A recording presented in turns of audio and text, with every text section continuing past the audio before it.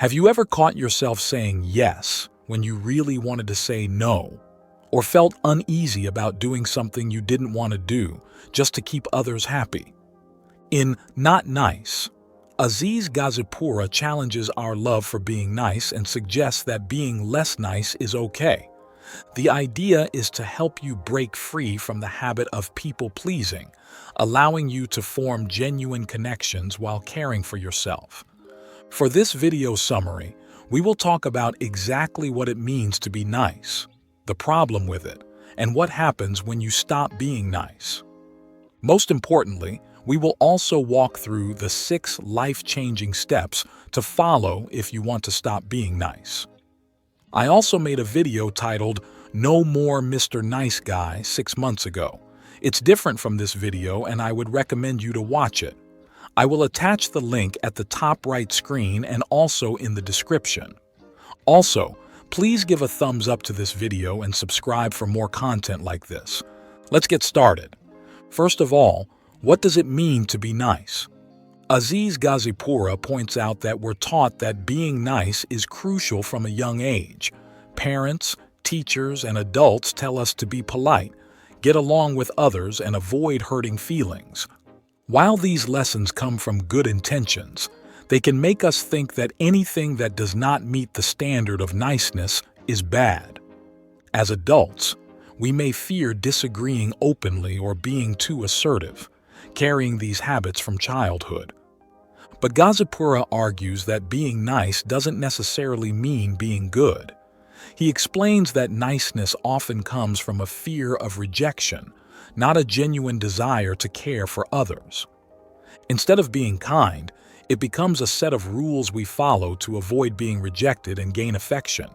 So, what does nice look like? Well, according to Aziz Gazipura, there are a few rules people think they need to follow to be nice. 1. Don't do anything that will make people dislike you. 2.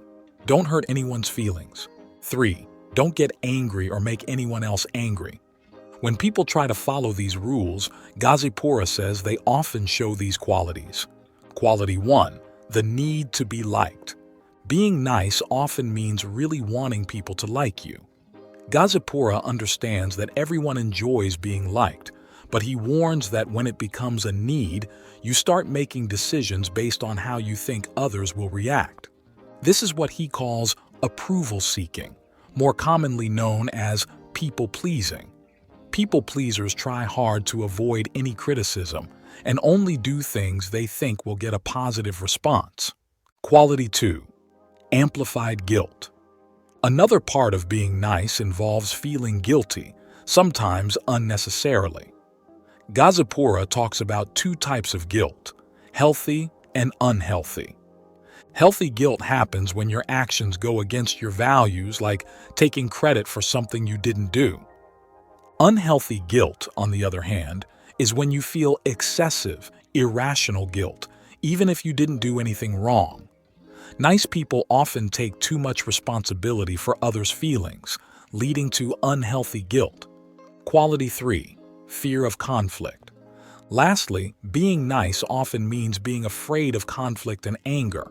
Gazipura explains that many of us learn early on that anger can be harmful and that conflict might damage a relationship we care about.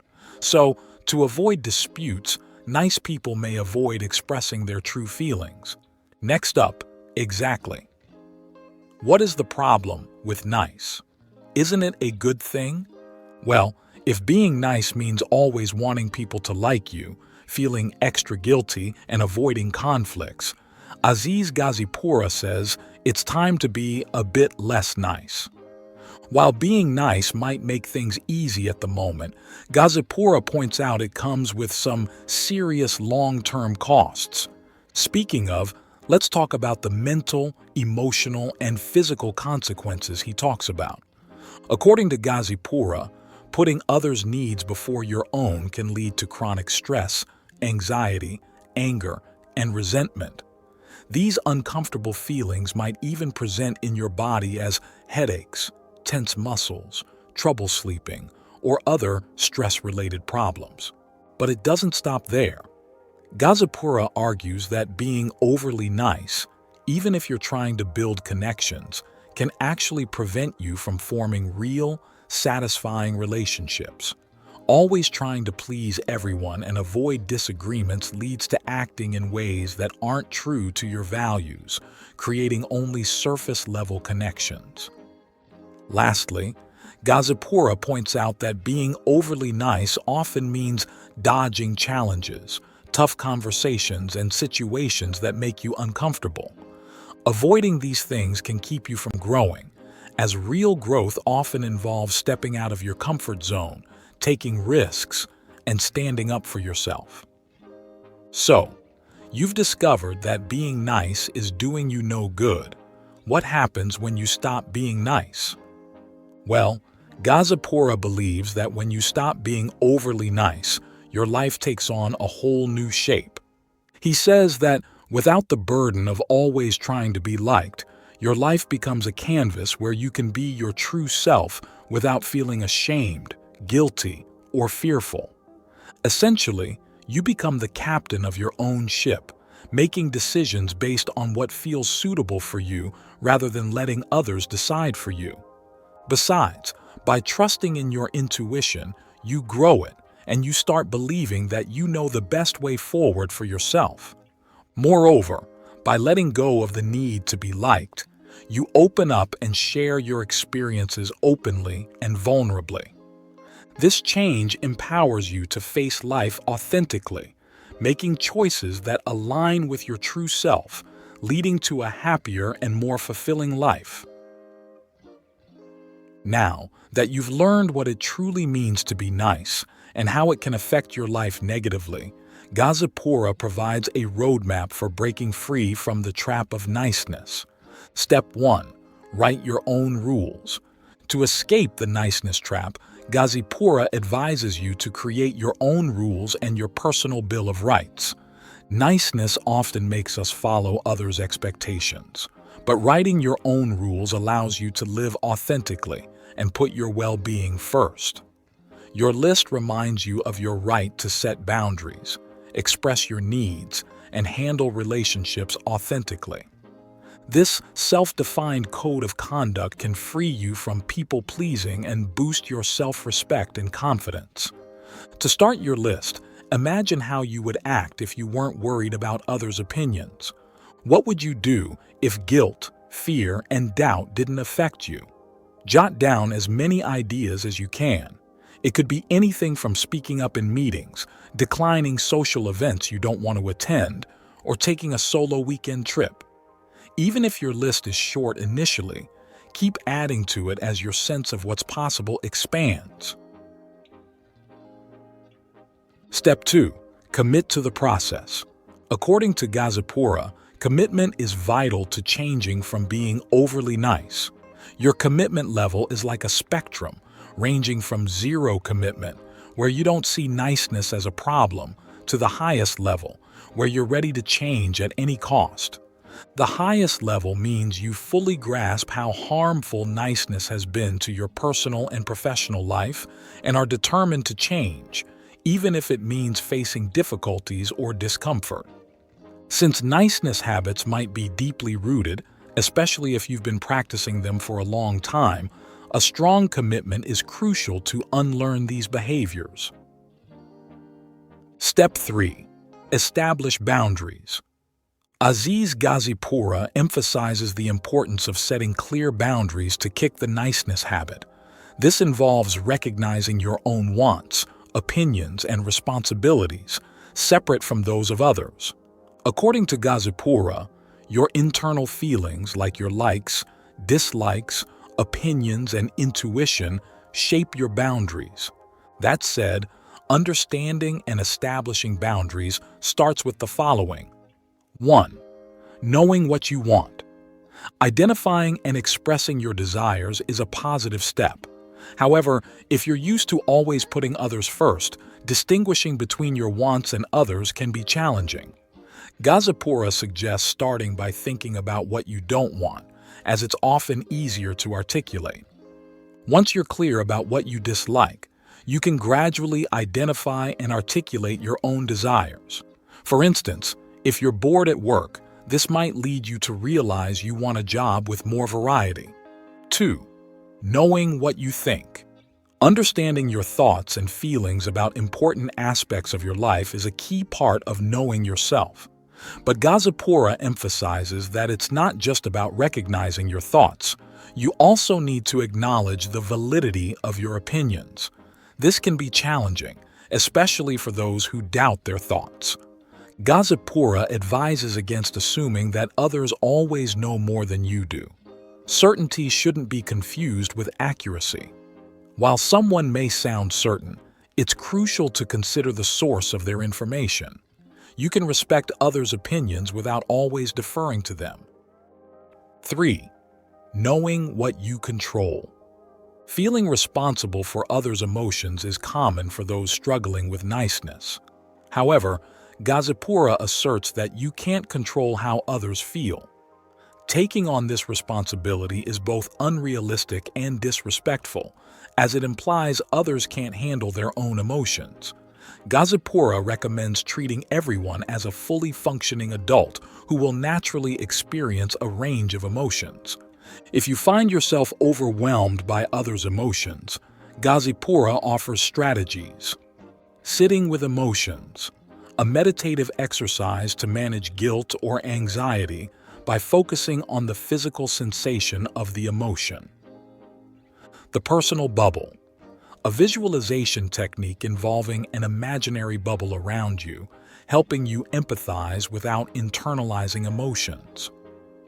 Pattern. Interrupt. Notice your tendency to take responsibility and intentionally introduce new behaviors to replace old habits. Remember, while you can provide support, others' feelings are not your responsibility. Gazipura suggests addressing their unmet core needs instead. Step 4. Prioritize yourself. In breaking free from the niceness trap, the next step is prioritizing yourself. Your needs are your responsibility, and you're the one who must meet them. Gazipura encourages practicing asking yourself what you want and need, and figuring out how to fulfill those desires.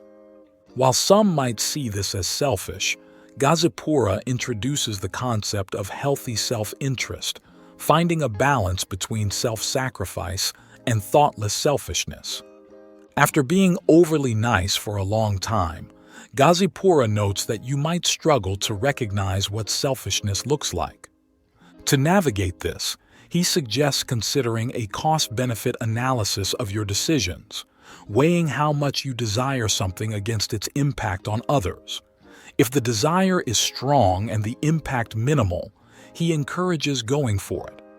Now, an essential aspect of prioritizing yourself is learning to say no. This simple word can significantly improve both your work and personal life. Saying no to non-essential tasks at work keeps you focused on what truly matters, while saying no in your personal life allows you to invest time in activities you genuinely want to pursue.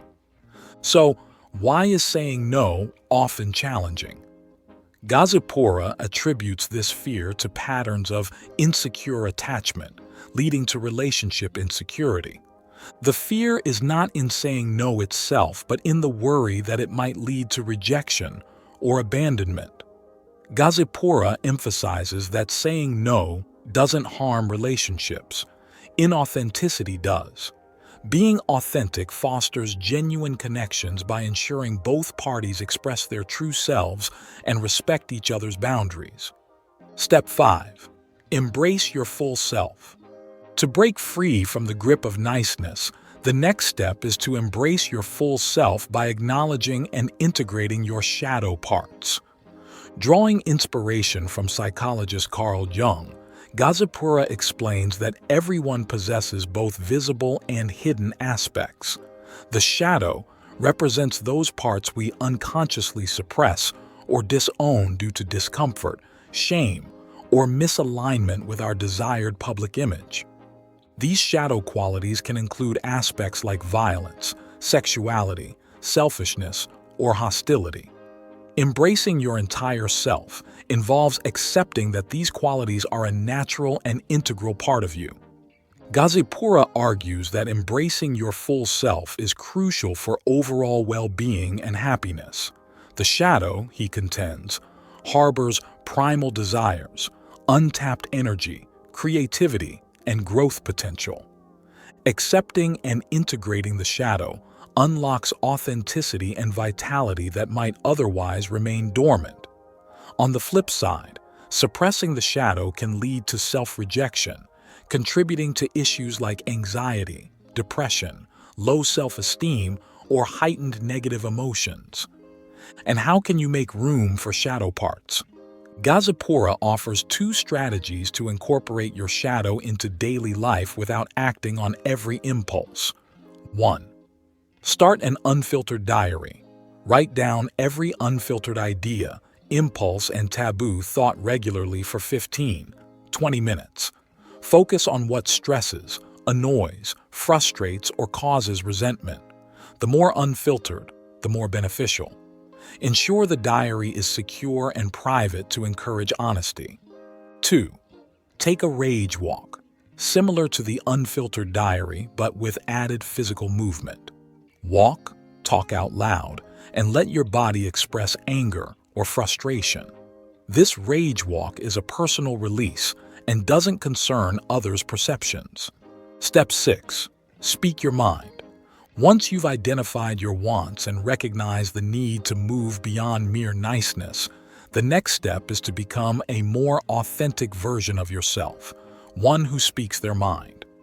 Gazipura highlights several reasons people often avoid expressing their thoughts and opinions, including fear of offending, hurting someone's feelings, or appearing rude or aggressive. However, he argues that these fears are rooted in false relationship beliefs. According to Gazipura, honesty actually strengthens relationships by treating others as capable and resilient adults. This allows for authentic self-expression, fostering genuine connections even in disagreements. To communicate assertively, Gazipura recommends expressing yourself clearly while also considering others' feelings. This approach fosters open conversations, mutual respect, and the establishment of clear boundaries for healthy interactions. In contrast, passive communication, where thoughts and needs are withheld, often leads to frustration and misunderstandings. On the other hand, aggressive communication is forceful and disrespectful, causing conflicts and damaging relationships. Here are tips to help you speak your mind. 1. Practice in a social setting. Practice speaking up in social settings, such as when hanging out with friends or attending parties. Engage in open conversations about yourself, your opinions, and your ideas to connect authentically with others. Gazipura advises re-evaluating social interaction rules to gain confidence in social settings. For instance, challenge the notion of needing permission to join a conversation and consider deviating from expected conversation topics to discuss what genuinely interests you. 2. Practice in a professional setting. Next, extend the practice to speaking up in a professional setting. Regardless of your position, your ability to express yourself will significantly impact your professional success. Many hesitate to speak up at work for fear of being wrong, challenged, or foolish. Gazipura offers tips to gain workplace confidence, such as asking questions, recognizing your unique skills and experiences, and speaking confidently by avoiding qualifiers like just or maybe. 3. Practice when it's uncomfortable. The most challenging time to speak your mind is when it's uncomfortable, such as during disagreements. However, Gazipura argues that success and quality of life depend on your ability to have difficult conversations. Disagreements are inevitable and healthy, and having these conversations becomes easier when the goal is connection rather than winning. So, are you ready to break free from excessive niceness and build authentic connections? Let us know in the comments. If you enjoyed this book and want more enlightening video summaries, subscribe and watch our other videos. Remember to turn on your notifications to get alerts for our future videos.